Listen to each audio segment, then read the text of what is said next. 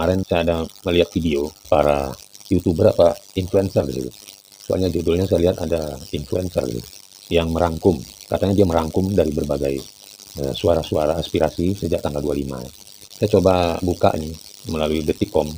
Jadi hasil rangkuman itu katanya ada 17 plus 8. Jadi 17 tuntutan jangka pendek, 8 tuntutan jangka panjang.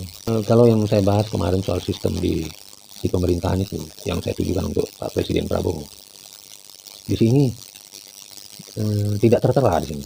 Sini tidak tertera. Karena yang saya sampaikan kemarin itu, ya, video saya sebelumnya, itu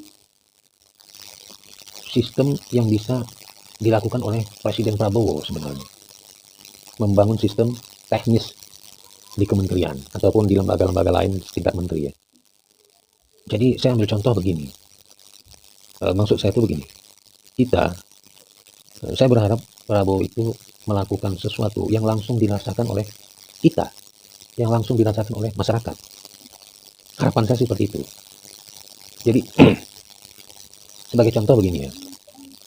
Sebagai contoh, misalnya misalnya begini. Di kabinet Prabowo ini kan ada menteri yang mengurusin, ada menteri BPN. Itu kalau nggak salah saya Pak Nusron Wahid ya. Harusnya kalau sistem itu benar dia, SOP-nya benar, sistemnya itu benar dia, itu kejadian sertifikat di laut itu nggak akan terjadi seharusnya. Tetapi ini kan terjadi, ada sertifikat di laut. Saya juga bingung gitu, kok bisa tuh laut dijadikan sertifikat. Nah, kalau sistem itu benar, prosedurnya benar, bukan prosedurnya benar, prosedurnya itu, SOP-nya itu sudah diatur sedemikian rupa, yang memenuhi standar manajemen, itu nggak akan terjadi. Itu yang saya maksud. Nah, itu bisa dilakukan oleh Prabowo, menginstruksikan kepada kementerian tersebut, atau mengambil para ahli, membentuk satu tim yang di dalamnya itu ada para sivitas akademi ya, seperti dosen-dosen atau praktisi seperti apa ya, seperti konsultan itu kan ada itu yang tugasnya itu merancang SOP dia. Nah, kalau itu dibuat dengan benar sesuai dengan disiplin ilmu pengetahuan, itu nggak akan terjadi itu sertifikat di laut, nggak akan terjadi itu. Nah, misalnya di kasus itu Kementerian Pendidikan yang kemarin ada yang ditangkap oleh kejaksaan ini, Pak Nadiem ya, yang diduga melakukan yang diduga korupsi. Kalau sistemnya benar, kalau sistemnya itu benar dia, memenuhi standar manajemen yang benar, itu nggak akan terjadi itu korupsi sampai 1 T lebih nggak akan terjadi. Kalau sistem itu benar ya, memenuhi ilmu manajemen yang benar ya, dia mau melakukan pencurian 1 kali saja dia terganjal, nggak bisa dia. Itu seharusnya. Nah, makanya itulah yang saya minta Presiden Prabowo itu membentuk satu tim untuk membangun SOP yang memenuhi standar manajemen yang benar, yang memenuhi ilmu manajemen yang benar gitu. Sehingga siapapun menteri yang dipilih, dia gampang tinggal nerusin aja. Bahkan kalau menterinya nggak masuk kantor juga nggak ada masalah. Dia tetap berjalan itu, sistem itu. Itu yang saya maksud. Nah, jadi sekalipun undang-undangnya sudah dirancang begini begitu, tapi kalau SOP-nya tidak benar, tetap aja bisa terjadi pencurian uang negara. Jadi yang saya maksud itu, Prabowo harusnya itu dulu. Karena ini kan jaksa ini ngejar-ngejar pencuri nih, terus dia tangkap-tangkapin itu. Nah, polisi nangkap-nangkap penyelundup. Nah, dia nangkap-nangkap itu bandit-bandit lain lah. Enggak apa-apa, berjalan aja terus. Tapi segerakan itu dibuat sistem teknis lah, SOP yang memenuhi standar manajemen yang benar gitu. Nah, ini akan mempersempit ruang pencuri-pencuri itu. Nah, misalnya itu tadi contoh di kementerian ini ya, BPN sama Menteri Kementerian Pendidikan ya. Terus ada lagi misalnya di bidang kejaksaan. Kalau SOP-nya benar, dia sudah dibuat sistemnya itu memenuhi standar manajemen yang benar, itu nggak akan terjadi tuh keputusan-keputusan sudah inkrah tidak dieksekusi, belum dieksekusi, itu nggak akan terjadi. Tapi karena ada yang nggak, ada yang salah itu, ada yang keliru itu, makanya sudah inkrah bisa nggak dieksekusi, kan kacau ya. Artinya ada yang nggak terdeteksi ketika ada petugas yang nggak melaksanakan tugas, nggak terdeteksi, itu artinya ada yang salah sistem itu. Nah, sistem yang memenuhi standar manajemen yang benar, begitu dia inkrah, maka muncul kewajiban petugas untuk mengeksekusi. Dalam waktu mungkin 1 kali 24 jam harus dieksekusi, kan gitu. Kalau lewat, maka dia kena penjara, si petugasnya. Itu baru benar.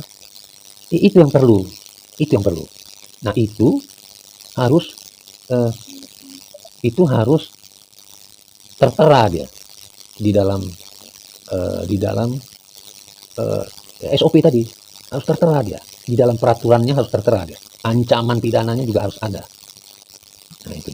Atau misalnya begini, misalnya kita lihat di LP lembaga apa ya, LP itu lembaga, bukan, LP itu kan yang penjara, itulah penjara ya. Nah, di dalam itu ada, dalam satu ruang yang kecil isinya puluhan orang.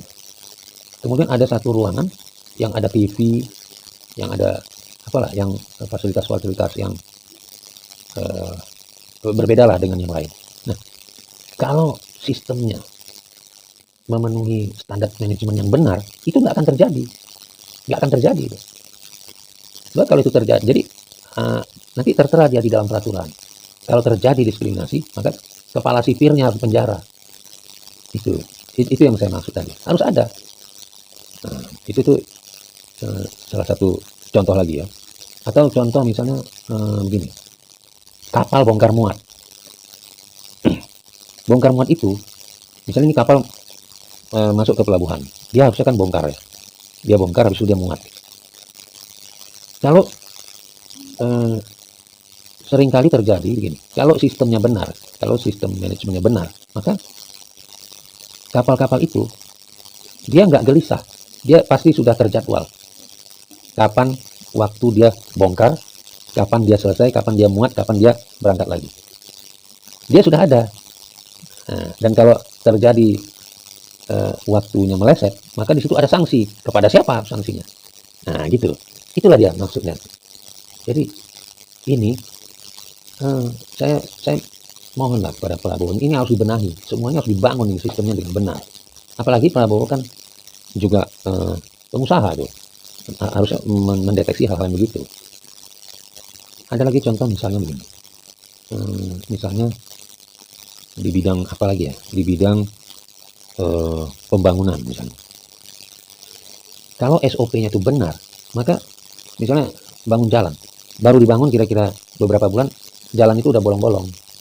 Itu kalau SOP-nya benar, memenuhi standar manajemen yang benar, jalan itu nggak akan bolong-bolong dia. Nah, karena dia nggak akan bolong-bolong sebelum umur daya tahan itu berakhir. Nah, kan dia kan kalau dibangun itu kan dia ada daya tahannya sampai berapa lama itu. Sudah ada perhitungan-perhitungannya di situ.